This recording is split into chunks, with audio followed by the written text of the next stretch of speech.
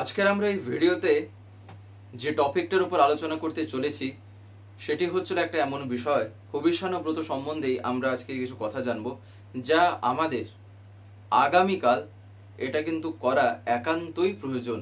এটা প্রত্যেকের তাই জানা দরকার। তাই সময় থাকতে আপনারা যেমন আলোচনাটি শুনলেন, বাকি প্রত্যেককে এই কথাগুলি জানিয়ে দেওয়ার চেষ্টা করবেন। তা ফিজিক্যালি হলে হবে, তা না হলে এই ভিডিও শেয়ার করে হোক। কথাটা হলো জানা নিয়ে। তো যাই হোক, আজকের এই আলোচনাটি এবার আমি শুরু করার আগে আপনাদের কাছে শুধু একটি কথা অনুরোধ করছি, ভিডিওটিতে আপনারা সম্পূর্ণভাবে যুক্ত থাকার চেষ্টা করবেন। আশা করি দিলে আজকের এই যেই টপিকটি আপনারা দিলে নিঃসন্দেহেই বুঝতে পারবেন। বাস্তবে যে হবিষ্যাণু ব্রত, যেটা আমাদের আগামীকাল, সেই দিনটা এই বছরের অনুযায়ী সেই তিথিটি পড়েছে পরম পূজ্যপাদ শ্রী শ্রী বরদার তিরোধান তিথি, মহাপ্রয়াণ তিথি। এই দিনটা আমাদের কেমন ভাবে কাটানো দরকার, আগে আমরা এই আলোচনার ভিতরে সেইটা শুনবো। বলতে গেলে আজকের এই ভিডিওটা ঠিক ওই বিষয়টাকেই নিয়েই আছে।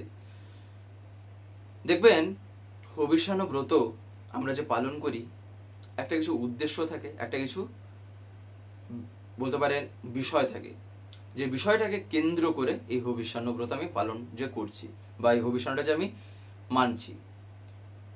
তো সেই দিক দিয়ে যদি আমি লক্ষ্য করে দেখি, পরম পূজ্যপাদ শ্রী শ্রী বরদার তিরোধান তিথি উপলক্ষে আমার এই হবিষ্যাণু ব্রত পালন করা, তাই না?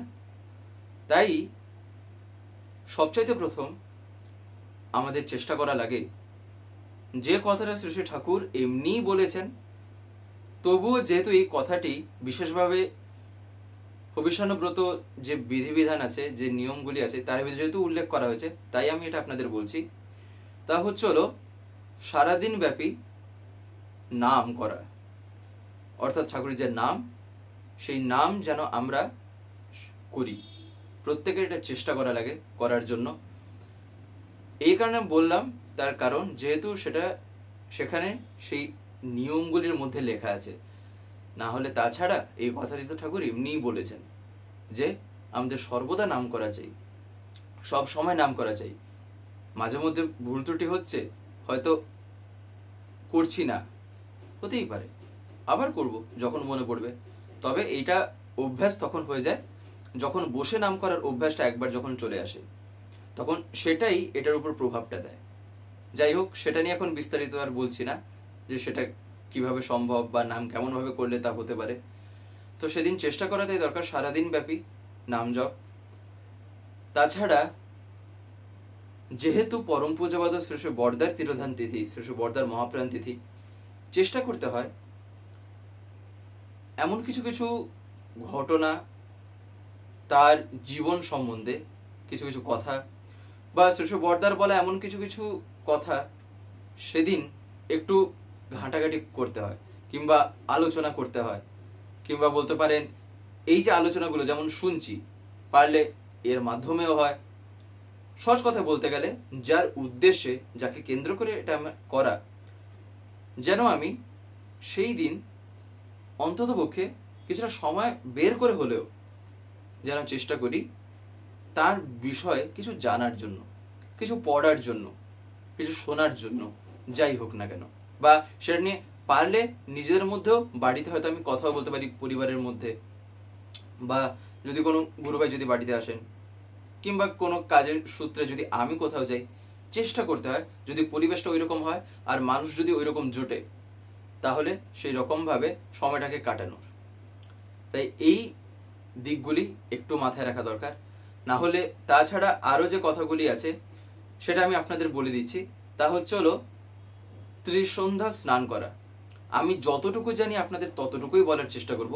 এছাড়া এর বাইরে যদি কিছু থাকে তাহলে তা অন্ততপক্ষে আমার জানা নেই। আমি তাই যতটুকু জানি আমি আপনাদের ততটুকুই বলার চেষ্টা করছি। আরেকটা হয় ত্রিসন্ধ্যা স্নান।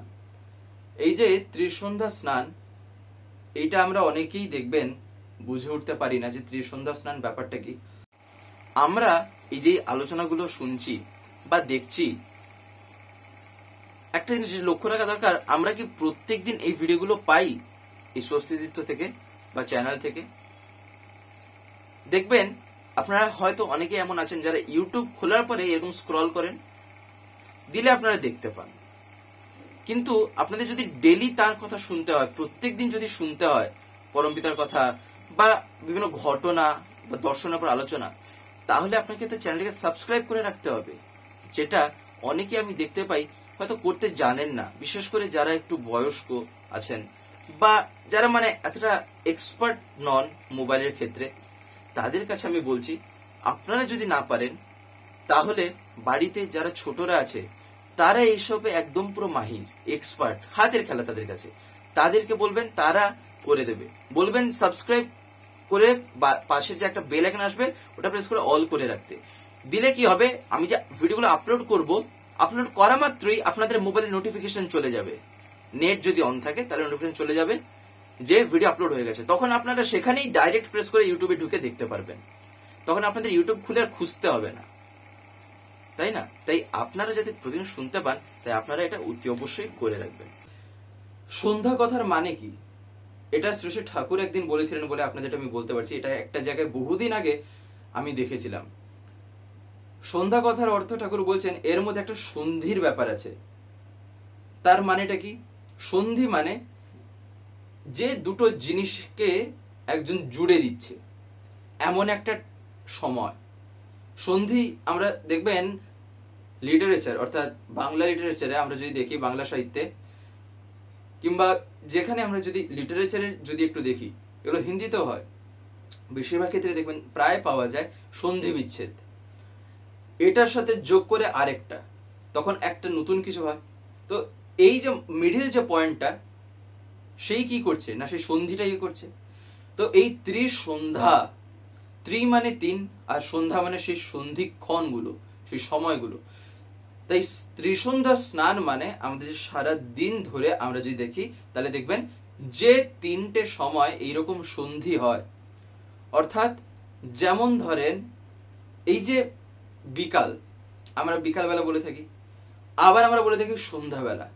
এবারে দেখবেন ঠিক এর মিডিল পয়েন্ট, এর মাঝখানে একটা টাইম রেঞ্জটা, তখন কি আমরা না হয়তো বিকেলে বলছি, না হয়তো সন্ধ্যা বলছি, বিকেল থেকে সন্ধ্যা যখন হচ্ছে এমন একটা সময়।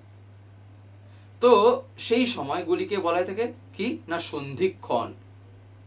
তো এই ত্রিসন্ধ্যা স্নান মানে তার মানে সে সারাদিনের যে 3টে সময়, সেই রকম যে 3টে সময় আছে সেই সময় স্নান করা লাগে। সেই ত্রিসন্ধ্যা স্নান কথার অর্থ এটাই।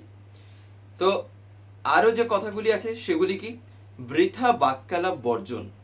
তার মানে যেখানে প্রয়োজন নেই, যেখানে আমার দরকার নেই, সেখানে অযথা যেন আমি তেমন কিছু কথা না বলি।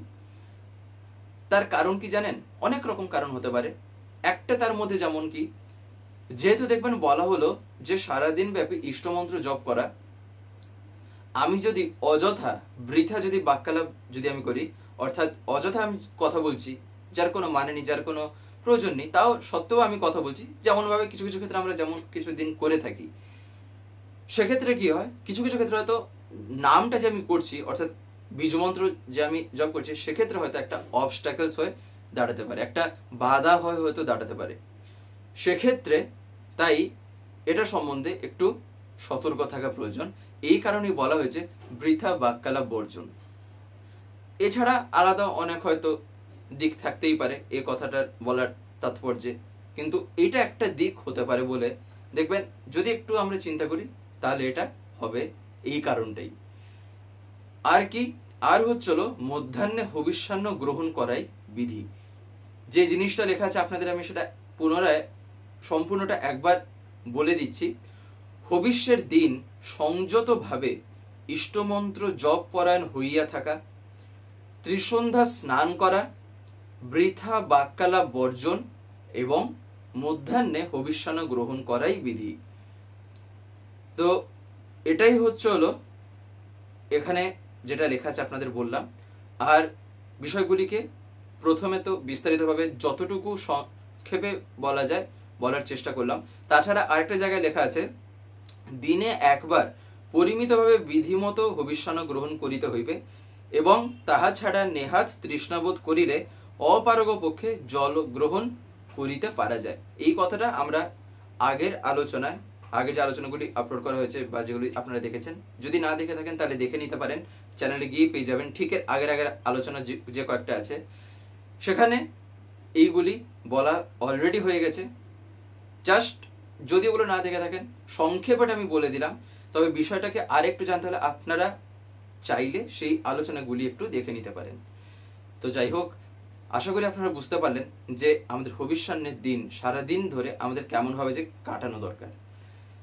যাই হোক, আজকের এই ভিডিওটা এবারে আমি এখানেই শেষ করবো। শেষ করার আপনাদের কাছে একটি কথা বলবো, যদি আজকের এই ভিডিওটা আমাদের ভালো লেগে থাকে তাহলে একটি লাইক করে দেবেন, সবার ভিতরে শেয়ার করে দেবেন, কেমন লাগলো নিচে একটি কমেন্টে লিখে জানাবেন। আর যদি চ্যানেলটিকে এখনো সাবস্ক্রাইব করে না থাকেন তাহলে অতি অবশ্যই চ্যানেলটিকে সাবস্ক্রাইব করে পাশে বেল আইকন প্রেস করে অল করে রাখতে একেবারেই ভুলবেন না, আরো এরকম বিভিন্ন নতুন এবং ইন্টারেস্টিং ভিডিও সবার আগে পাওয়ার জন্য।